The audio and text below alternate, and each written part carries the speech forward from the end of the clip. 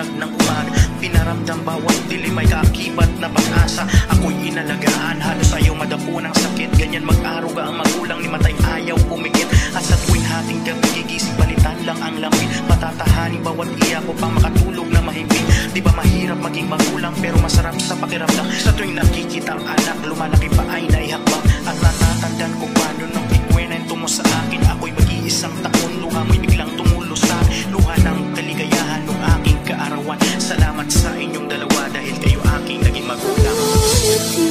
Ko'y para sa'yo at kung maubos ang pilit, di magsisisi dahil di mo narinig mula sa labig ko.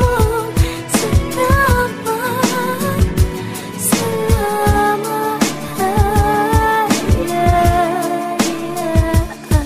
hindi mabilang sobrang dami sakripisyo ng magulang. Elementarya hanggang high school ako'y nairaos na igapang. Hindi nakapagkoleyo, okay lang, masaya naman. At least naranasan kong pumasok sa paaralan. Hirap at pagod ang mga itinuon sa amin. Mabigyan ng magandang bukas, yan ang tangi mong hangarin. Dahil ayaw mong maranasan na kami maghirap, pipilitin, mahaplos, mayakap mga pangarap. Kaya ako'y nagpapasalamat kayo naging magulang ko.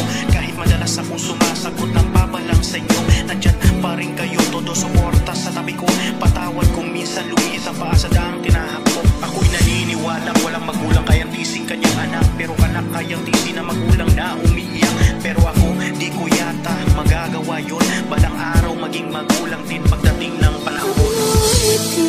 ko'y para sa'yo at kung maubos ang pilit, di magsisisi dahil di mo narinig mula sa labig ko.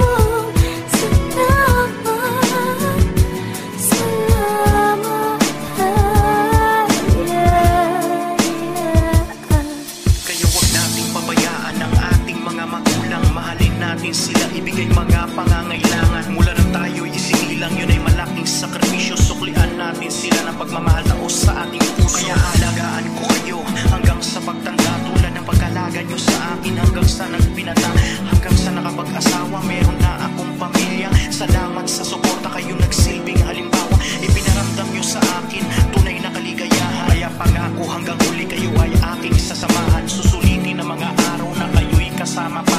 Dadalhin sa paraisong puno ng ligaya at saya. Dahil ayokong mangyari ang kinatatakot ko, at darating din sa puntong tayo'y magkakalayo.